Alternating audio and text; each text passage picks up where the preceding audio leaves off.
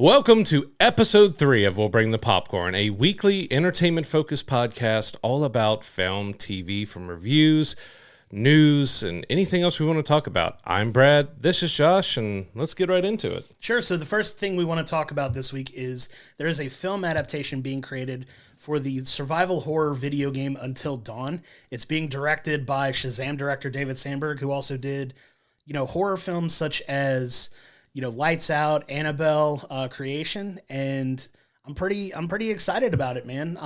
It's a game that I love to play back on the PlayStation 3. It's one of those interactive horror games where you kind of, it's like a choose your own adventure kind of thing. It's a lot of fun. It was pretty innovative, and they wanted to make the game almost like a slasher horror film that you can kind of, like it said, choose your own adventure. It's pretty fun, man. What do you think about it? I remember the game, but I never played it. So, I'm interested to see. We've, of course, been getting better video game adaptations lately. The Last of Us series was extremely well done. Absolutely. So, I'm curious to see if we can continue that, to get some new, interesting video game-based stories out there. Yeah, and obviously with the film, they're not going to be able to make it interactive. Like, I know Netflix has made some interactive content that you can kind of choose your own adventure for, but obviously with the film world, it's not going to be. So I'm kind of excited to see what direction they take it in, but the fact that they're loosely basing it off this game, that was a lot of fun and kind of innovated for its time. Like, I'm super excited about the possibilities there. I love horror movies. Horror is one of my top favorite genres to watch anyway, but I'm actually pretty excited about this one, especially with, David Sandberg going back out of, making comic book movies to back doing what he loves, which is making horror films. Kind of excited to see what he does with it. So you're saying you don't want to have a lot of people screaming at the movie theater screen? No, making choices during? Absolutely not. Run left. I said, could you imagine just a theater full of people shouting different things at it? It would be That'd be horrible. Absolute chaos. We already have our own, hang-ups about people talking in the theater as it is. That's a pet peeve of ours. Yeah, don't talk during movies. Don't do it. Please don't do it. Please.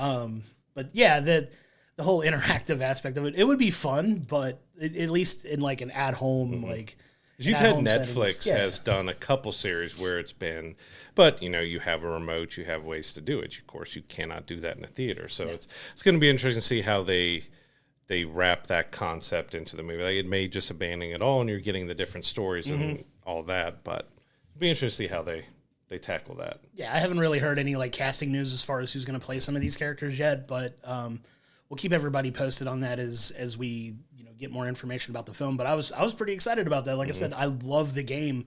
I believe the game came out in 2015, if I'm not mistaken. Sounds about right for the PS3 era, maybe a little earlier. If I got the date wrong, let me know in the comments. It's probably wrong, but it is what it is. But no, I'm very excited about it. I love the game, so seeing what they could do with it and making it a film, I'm over the moon for. Another thing I'm excited for is that Jenna Ortega gave an update on Wednesday Season 2. So that was a fantastic series, and I love Tim Burton. It really helped skyrocket everybody knowing who she was. Absolutely. It was a great first season. She gave an update on Season 2 saying that we're going to get more horror. Like, they're kind of focusing less on the relationships and trying to make love stories or anything else. It's going more horror, and even the episodes may feel more like movies than episode. So I'm really excited to see what they can do with Season 2. Like I said, Season 1 was really well done. I loved what they did there. You got an interesting take on the whole Addams family. So it's I'm interested to see how they can continue that and better it in Season 2. Oh, they did a great job with it. I love Tim Burton to begin with, so him being hands-on with this series is awesome. Jenna Ortega just crushes it as Wednesday Addams, and like you said, not taking the taking Season 1 to build the relationships and kind of building that world out, and now getting to dive deeper into, like you said, the horror aspect of it is pretty exciting. But where they go with it and what kind of stories they tell, I'm super interested in seeing what they do. Season 1 smashed all kinds of viewership records. Like, it did gangbuster numbers. I can only imagine it being even bigger for Season 2 when they come out with it. So I'm very excited to see what direction they take it. Yep. For It's sure. going to be fun. Yeah, so one of the stories that really stuck out to me this week also is Ryan Coogler and Michael B. Jordan are getting back together for another film. They did incredible things with Black Panther and the Creed series, so I'm super excited for that too. I believe it's going to be, from what we're seeing, a vampire period piece maybe. Like what do you think about that? It's kind of, they didn't give out a whole lot of details, but the rumors are circling that it is going to be a period vampire piece, which, okay, I love period pieces. I love vampires. Let's see what they can do with it. He's shown that he can do, Ryan Coogler can do, they both can do drama. They both can do action. So I'm all in for it. Yeah, definitely. Vampire films alone, there's so many different takes on Dracula. I'm expecting it to not to be like a Dracula-esque type film or whatever, but I'm curious to see what kind of spin they put on it, because, I mean, there's so many things you can do with vampires. We've seen, Blade, we've seen Bram Stoker's Dracula, we've seen Twilight, we've seen all different types of vampire stories being told. We just had Renfield last year. Yeah, Renfield last year too, which is absolutely bonkers of a film if you haven't seen that one. It's super crazy. It's Nicolas Cage, so do with that info what you will, but we love Nicolas Cage here. But yeah, as far as that film being a vampire film, I don't know. There's so much we don't know about it yet, but it's exciting because those guys, when they get together, good things tend to happen. Oh, yeah. So the Creed series has been fantastic. Yeah, they've definitely got the benefit of the doubt for me. So as far as what to do with it, just wait and see. But I'm excited for it for sure. Definitely excited. Another exciting thing going on is that Lionsgate announced that Chad Stahelski, might have butchered his name there. He handled the John Wick films. He's also handling the new Highlander film with Henry Cavill. Well, and he's now overseeing basically a universe for Highlander and John Wick for Lionsgate, which they call it a comprehensive multi-platform content strategy that they're going to be doing, which, what in the world does that mean? It's a lot of words. Yeah. It's a whole lot of words. Does that mean more films, TV shows, comic books, video games? Like, there's basically could mean anything and nothing. Could just mean they're doing a bunch more films. But with John Wick, we've already seen a couple, we have the Continental, we have the Ballerina, so we've had some spin-offs and expansions of that. It's curious to see kind of what they do with both of these franchises. It's like they take these successful properties and everything wants to turn into like this giant, like, connected universe because Marvel was so successful at it, right? So you do one thing well and they tend to copy it. I really want to make a Highlander joke here because, the running gag about Highlander is there could be only one, but well, there was 1, 2, 3, however many films, and now they're doing another one, which I love Henry Cavill. Like, I will watch pretty much anything he's in, so I'll still be interested to see what his take on that is, but I don't know how I feel about, like, Highlander getting redone again. Even though Henry Cavill's amazing. Henry Cavill's living like all of our nerd fantasies in real life, right? Like he gets to play Superman, he gets to play Geralt in The Witcher, like he gets to do all of these like fun projects that, he's built like a Greek god anyway, so you could put him in anything. But like he gets to do this now with the Highlander. Like I'm excited about the whole John Wick thing. I know you and I both are big fans of the John Wick films. All 4 of them are all, in our opinions, pretty solid, right? Like we like all of the movies. I'd love like a really, really good interactive, like, I don't want to call it cyberpunk style just because Keanu Reeves was also in Cyberpunk, but like one of those types of video games even, because, like aside from TVs and movies, we love video games too, but like, are they going to make those types of, like you said, the comprehensive, all well-connected, stuff, like are video games included? What all does that involve? Like, we don't know yet, but it's going to be fun to see what they do with all these properties. Like, some of it's going to be good, some of it maybe not so much, but they're willing to like create new things out of it. That's always a good thing in my opinion. And if you watch John Wick Chapter 4, like there was a scene, an amazing scene, 4 or 5 minute long scene that was clearly straight out of video game, and it made you want a John Wick video game. So I'm all for if they do expand that, but I'm the same, like, Highlander has been kind of a dormant series for a while. We've had,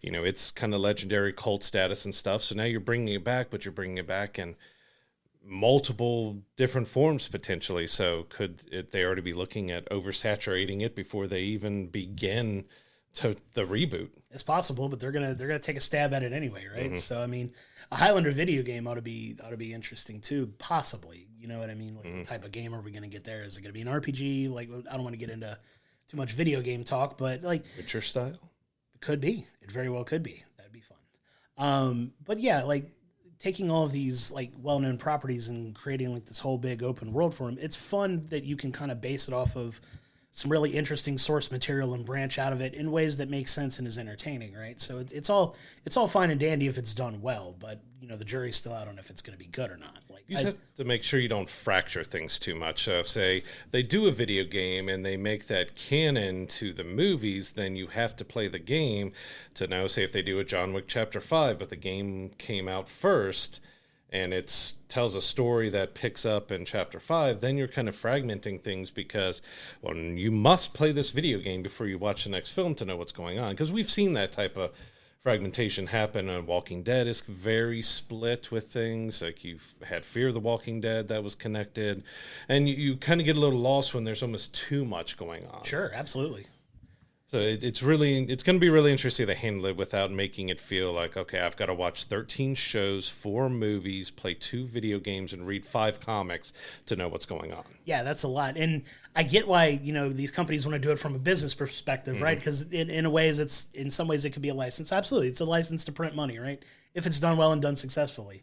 But, at what point do you sacrifice, good storytelling and art for making money? I mean, there's plenty of examples of that, right? Yep, so plenty of them. It's going to be fun to at least see how it plays out and whether or not it's going to be any good. Because if it's not, we're going to have a fun time just tearing it down, right? Yep. And you hate to see it, especially with the John Wick series and the Highlander.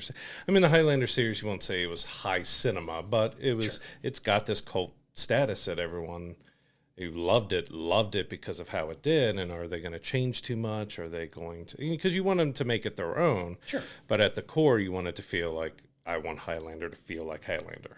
Absolutely.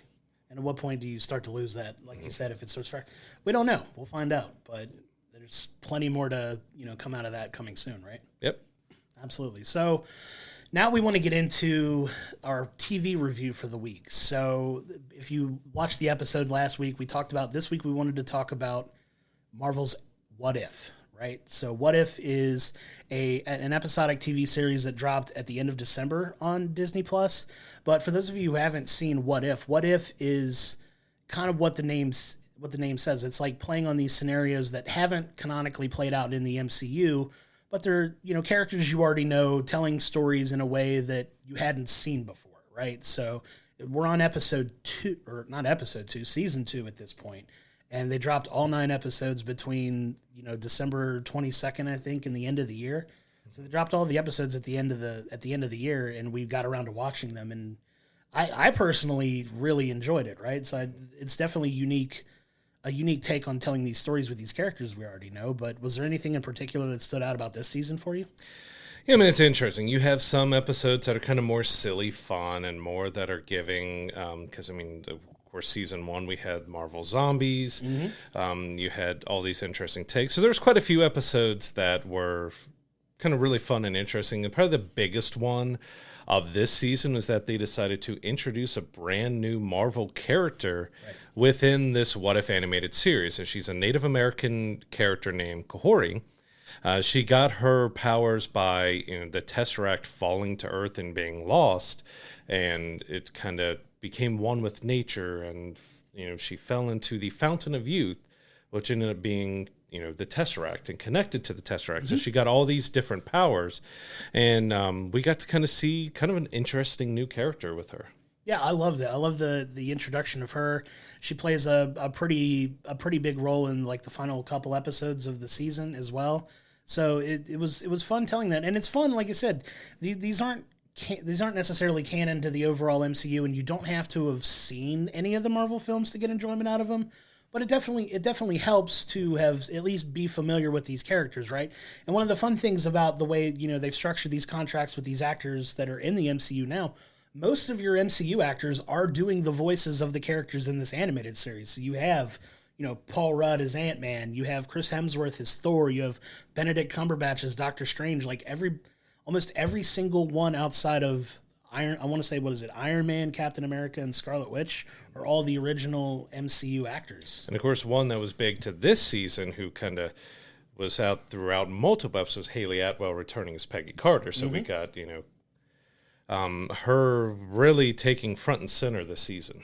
Yeah. So in a lot of these episodes, there are standalone stories, but they do a pretty good job of trying to interconnect them to tell like an overarching story for most of them. There are a couple, like, I don't want to call them necessarily filler episodes, but they're episodes that may not directly connect with the overall story that they're trying to tell, but it's really fun. It's a really fun multiversal story that kind of kicked off back with, Spider-Man and Doctor Strange, those MCU films. But now we're getting into like some really fun stories that you could tell, like hypothetical stuff. Like one of my favorite episodes from last season was what if Killmonger joined the Guardians of the Galaxy?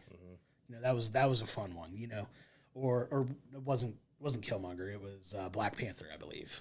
T'Challa joined Guardians of the Galaxy. Yeah, T'Challa. Yeah, T'Challa. But it's those types of stories. Like it's fun, hypothetical, alternate, universe versions of these characters telling similar stories in different ways, right? And you're getting the MCU, you're getting the comic books, and you're getting some original stuff too. It's kind of bridging the gap between all the mediums that Marvel kind of works in now with everything. And like you said, there's some that are just filler. Like there's one that I had a lot of fun with. It was a Christmas episode that you kind of see what happens if Happy Hogan gets injected with the Hulk's blood. He becomes a Hulk. And it has very Die Hard and other films being spoofed in it and stuff. And there was some silliness, there was some over the top, and this was a lot of fun. And that's what some of them are supposed to be, like just something humorous happening within this universe that they can tell. So are we in agreement then that Disney also considers Die Hard to be a Christmas film? It is absolutely a Christmas film. Leave a comment down below if you agree with that or not. Die Hard is a Christmas film. I couldn't agree more. But yeah, there were some really fun episodes. One of my personal favorites was the 1600 Avengers. That was a lot of fun. Captain Carter gets pulled into an alternate universe where all the Avengers are alive in the 1600s in a Shakespearean type story that they tell that kind of leads into the final episode. I believe it's the next to last episode of the season.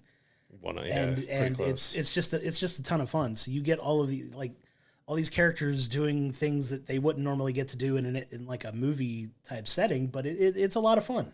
Like I really enjoy the show, and I think they've already greenlit season 3. We've seen a trailer for that drop already, so more episodes are coming. But they're nice, they're fun. They're 30-minute episodes each. You can watch them in a half hour. You can watch the whole. It's a very bingeable series to watch. Like you can watch it very quickly. You can get it done in like 4 hours. And season 2 wrapped up pretty epically in that finale. Like if that is one that you do kind of need to have seen all the episodes of What If, along with a general knowledge of the MCU, because it pulls so much stuff from kind of every aspect of what Marvel has done far, bringing all these characters together, the Infinity Stones, weapons. Like, I don't want to spoil too much about it, but I mean, it was a grand, epic finale. Yeah, they did. It felt like an Endgame type scenario for that, and that's the easiest way we can describe it without spoiling what happens. But go out of your way to, at bare minimum, watch the last episode, because it's just a feat of animation too. Like they do such a good job of like you said, bringing all of these characters together and having them battle it out, and in a way that just visually was stunning. I really enjoyed it, and it was a really cool way to wrap up that season and to kind of tease where they're going next, right? So season 3's been greenlit. I'm super excited. It doesn't sound like we're going to have to wait that long for it, because it sounds like they were writing it fairly close to each other, that they at least have a trailer for it. So we don't have the details exactly on when it's coming out, but it's definitely one that we recommend watching. Yeah, we recommend checking out What If Season 2, and, we're definitely looking forward to What If Season 3 once it drops in the next maybe year or two, or whenever we see it, but it should be pretty soon. Yeah, absolutely. Check it out on Disney Plus when you get a chance. A lot of fun. It's kid-friendly. It's, one for the whole family to watch, but I think everybody would get some enjoyment out of it for sure. Yep. So this week, we went and saw I.S.S. Yep. So this tells the story of what happened. It's kind of a what if itself, kind of tying these two things together, because it's telling a story about what if the United States and Russia ended up in war. What would happen to the astronauts and cosmonauts on the International Space Station? So it's got a really brief running time. It's only about an hour and a half long, so it doesn't really have too much filler. It just kind of goes straight through the paces. I mean, I enjoyed it overall. I think the score and the music was really well done to keep that tension, because it's not horror, it's more thriller. You're trying to, what is going to happen? But it was I think, done pretty well, but there just wasn't many surprises. Like, it was very formulaic. Sure. Nothing, you kind of knew what was going on. So it was one of those, and we kind of briefly discussed it, that it's good for a single watch, but there's not a whole lot that would, and even me who's big into space stuff, anything space related, I'm there to see. Like, there's not a whole lot that would bring me back to watch it a second time. Yeah, I don't disagree with that at all. I mean, like you said, it's a very easy watch. It's a very breezy movie. Like, it's not one of those long 2.5 hour, like, you got to carve out a nice chunk of time to watch it, but it's definitely worth a watch. And they do a good job of, like, selling you on the, oh crap moment of like looking out from this space station to the Earth, and the realization they come to when it's like there's nuclear bombs going off that they can see, and it's a war between the two, and they get, the whole gist of the film is their governments communicate to them that they want them to take over the I.S.S. by any means possible. I don't think that's spoiling the film. It's kind of like what they're told to do, and then you go through the events of the film, and they turn out how they turn out. Definitely go check it out. I'm always going to advocate going to see it in the theater. I don't know how long of a run it's going to have in the theater. Yeah, I think there's already been discussions of it hitting digital within February, so it may not have that long of a run. I mean, because most of the films and things you see dropping in January are more ones that maybe they're not as confident. They don't fit into the big summer blockbuster picture, so they're kind of ones that they'll push out there, see how it does, and then get it out for kind of everybody to see after that. Sure, it's definitely worth taking the time to watch for sure. But I mean, there's it takes place entirely on the International Space Station, so you're shooting it into what is logistically a confined space. Very confined space. It does a good job of selling like the closeness of everything and the relationships they start to have because they get along, and then now that what do you do? It plays the whole like duty for your nation type of dynamic too, because it's like they struggle with that because they genuinely like each other, but their governments are telling them like, hey, we need you to do this for your country. Like, how do you struggle with like, well, I like these people, but it's a fun dynamic that plays out in the film. I think like that's a pretty fun aspect that I think it touches on, but it's interesting to see how they all, interact and, kind of deal with that dynamic in their own way, right? Because it's not a star-studded film by any means. The actors do a fine job at it, but it's one of those that I don't know. It's kind of hard for me to put into words without giving away too much of the plot of the film. But I think you kind of get the gist of what I'm saying. Like, how do you handle like what you want to do versus what your government's telling you to do, kind of thing. Like, I don't know. Is that making sense to you? Yeah, and I think in the runtime it had, like, it touches on that, but it doesn't spend a whole lot of time mulling it over, kind of making, like, hammering home that it's because it's got to kind of move through its paces. Like I said, it's well acted. The score was really good. The special effects overall was, I don't know what the budget was for the movie. Sure. Overall, look at times you can tell that they're on strings floating around, but I think they did a solid job overall. It was just one for me in the end that just wasn't that memorable by the time it was over, simply because of the predictability of it. Like, there was nothing that it kept you in tension the whole movie, but it didn't really hit any big payoffs, any capitalize on that tension like really big. There's a couple moments, but it kind of left you at the end like, well, okay.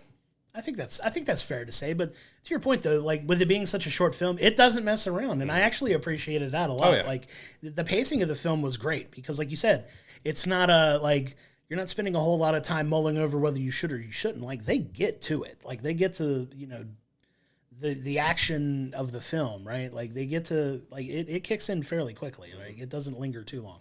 It takes maybe 15 to 20 minutes to get to the the events that kick off It takes just enough time to introduce you to the characters, the situation, let them get to know each other so you get to know the characters before it really starts trying to go into the bigger plan at hand. And there's a couple, without going spoilers, a couple things like, oh, of course they did. Yeah, okay. That's kind of like, without saying what's going on, there's a couple scenes that were just like, you saw it coming and then you saw what came next, and then you're just like, well, you could have done that a little bit differently to help the overall story and the feel of it, because it wanted you to care about these characters, Sure. to know the characters, but then at some point, some of the characters just, what was happening with them was just kind of tossed away. Sure, and for those interested in maybe checking it out, it's not like a gory type film, but there is some implied violence and some direct violence, but it's not a bloody, gory type film either. You know what I mean? So, It is rated R, so I mean, Yeah. but like I said, it's not a slasher horror like gory movie, but it does have blood and violence in it. sure, yeah, and it was fine for what it was. I would say I wouldn't put it on. It's not going to wind up on anybody's end of year best of list, but it's definitely worth checking it out for sure. Yeah, in the end, I think it did the job that it was trying to do, of the story was telling of this conflict and giving you somewhat of a resolution that still leaves it open, that you're trying to think about, like, all right, what happens now to what just happened? You know, what's the future of this world that you just gave us? So it leaves you thinking a little bit, but in ways it left it like really open to like, Yeah, you can draw your own conclusion, right? So you're like, well, what do you think happened with, the people that make it out of there, right? Spoiler alert: a couple people die. It does happen. I won't say who. You see it play out in the thing, but there are people that make it out off of the station, and you can kind of draw your own conclusion as far as what happens next. But like, yeah, it's like what happens to those people.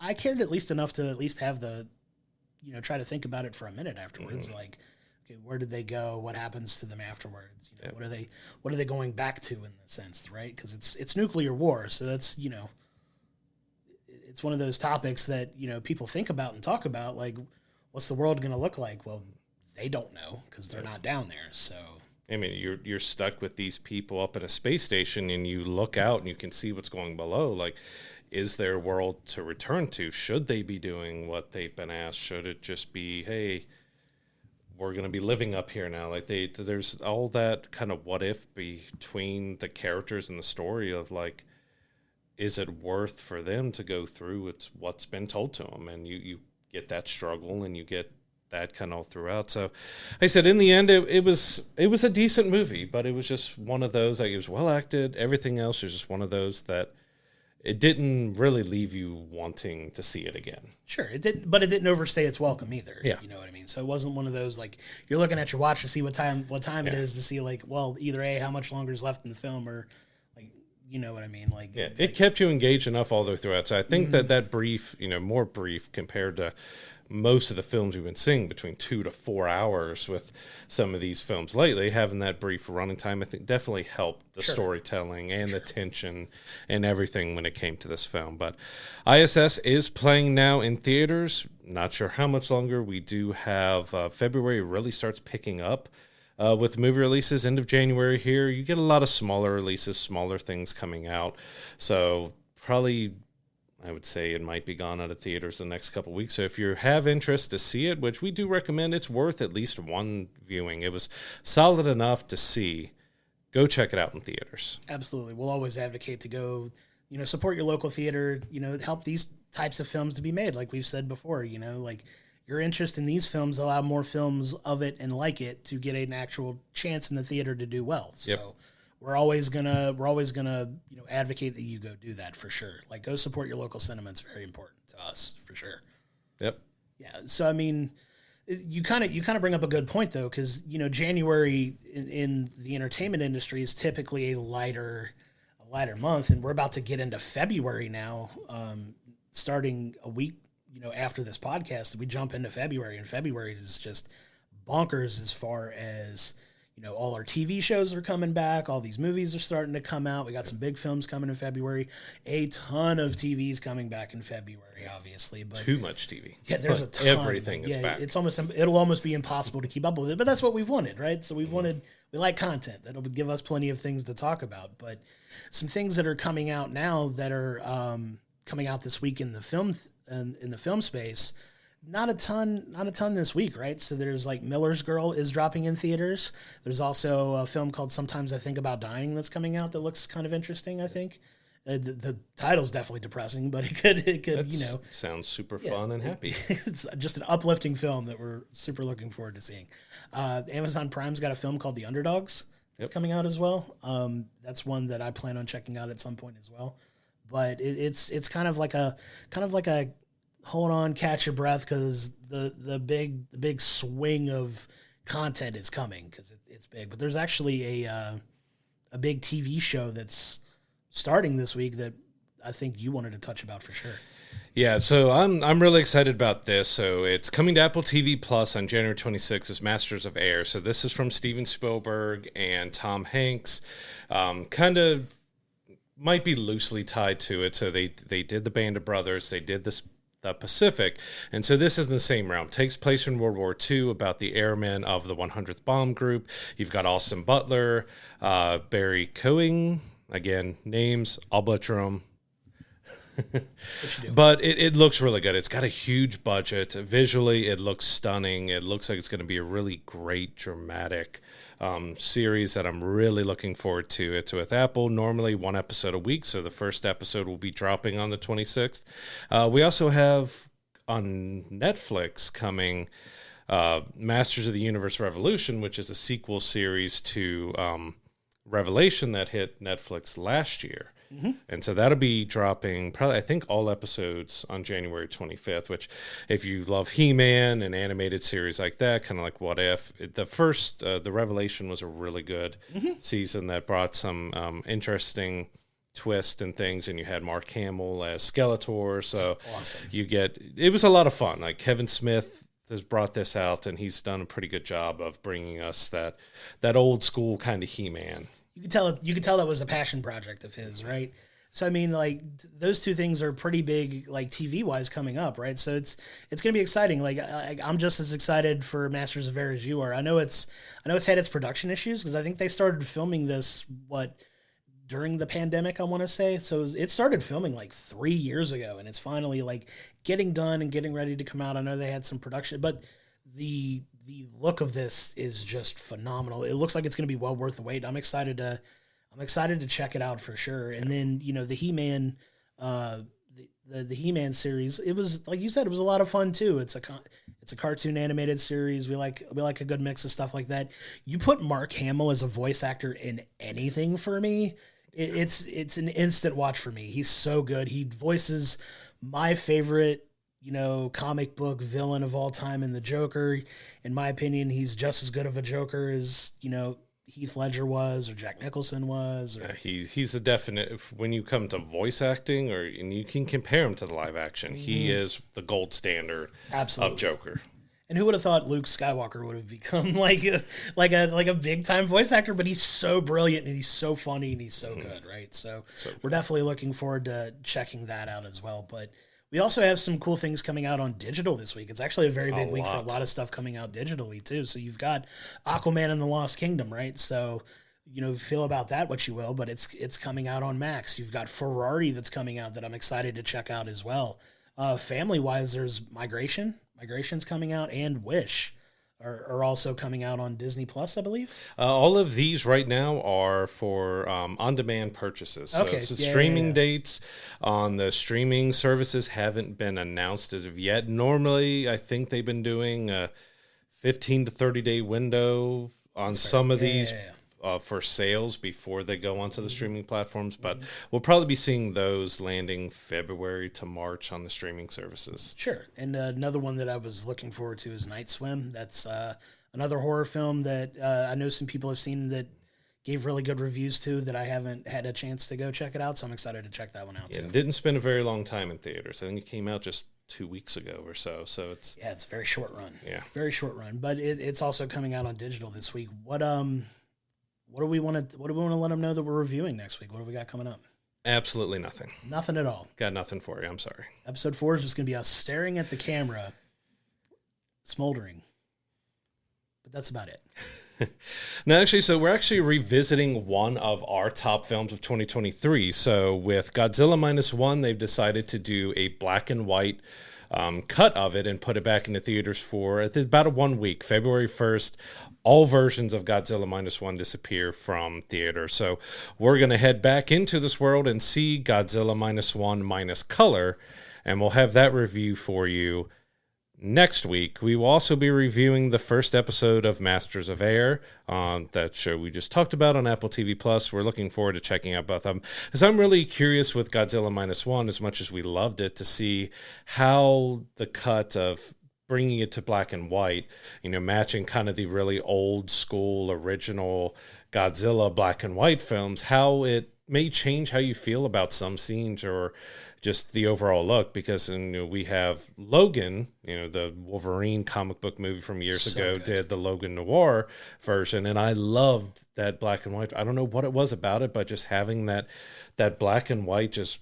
added to the drama, added to the feeling of it. And I'm thinking we're going to get something similar with minus color with Godzilla Minus One. Yeah, it definitely hits that. It definitely hits on that nostalgic factor, right? Because Logan Noir was absolutely brilliant. Logan is a brilliant film in its own right, and the black and white cut that was awesome. I know we watched Justice League, the Snyder cut, had some black and white version, didn't it? Or at least had some scenes in black and white.